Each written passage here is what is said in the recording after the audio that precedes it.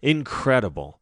It was incredible how one single neatly folded document could reverse my perfectly normal day at work into a nightmare I thought I'd left in the past. There on the desk in front of me were some expense reports. Next to those, a pile of resumes. Lastly, by itself on the right side of the desk, just within reach if I could trust myself to touch it without tearing it to shreds, was the letter informing me that my ex-wife had filed for full custody of our son. She had left us. A year and a half ago, Joe had told me in front of our son that she was leaving me for another man. A man she'd been seeing for months. A man she had cheated on me with. Oh, and he just happened to be one of my greatest business rivals. I'd spent many depressed, sleepless nights wondering bitterly if she chose him intentionally to spite me. If that hadn't been to spite me, the pale blue envelope with its inescapably official seal on my desk certainly was. Joe didn't have to send this to my office. She'd walked through my front door enough times to remember the address. At home, I could have sat down with a glass of wine and taken my time to absorb what she had to know would be heartbreaking news for me. Bitch.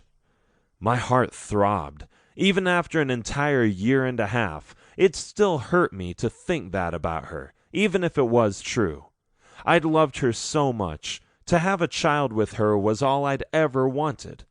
I got that. Apparently, I should have wanted more.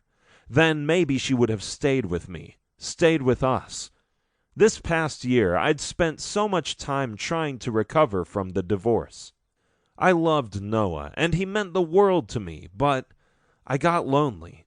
My bed felt cold at night without someone I loved to warm it, and my heart felt cold during the day, and a man had needs. I wished I could see my own face reflected in my computer screen so I could glare at myself. How Joe would laugh if she knew I had settled for arranged escorts in her absence, knew that I'd traded loving, passionate sex with her for an occasional few hours of wild sex games in the penthouse of a company-owned hotel. My phone buzzed, jolting me out of a guilty remembrance of my latest romp in the hotel. Ashamed, almost as though I'd been caught doing something wrong, I turned the phone toward me to see the screen. I hardly even saw the notification, because the picture behind it caught my eye. This was my favorite photo of Noah. To anyone who didn't know my 3-year-old son, the ear-to-ear grin on his face as he held up a basketball signed by his favorite player on the Chicago Bulls team wouldn't look unusual at all. Any kid would be happy to have a signature from his hero, wouldn't he? But I knew.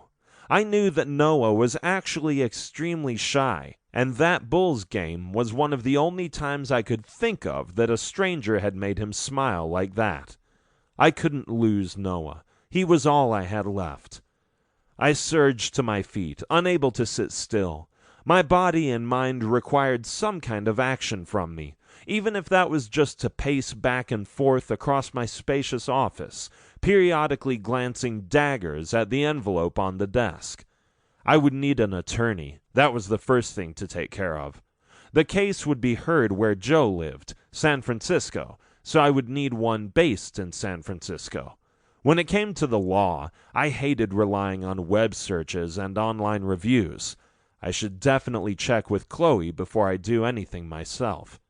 My highly qualified executive assistant always seemed to know someone everywhere, and it wasn't far-fetched to hope she could point me to a good attorney. Next, I'd need a nanny. My current nanny was fine. She did her job well, and Noah liked her best of any nanny he had hired before. Unfortunately, and she had made this clear before her employment, she couldn't stay nights. I hadn't asked why, and at the time it had seemed like a non-issue. You would think, as Chief Executive Officer of Pinnacle Real Estate, I'd have a little more foresight. Guess not.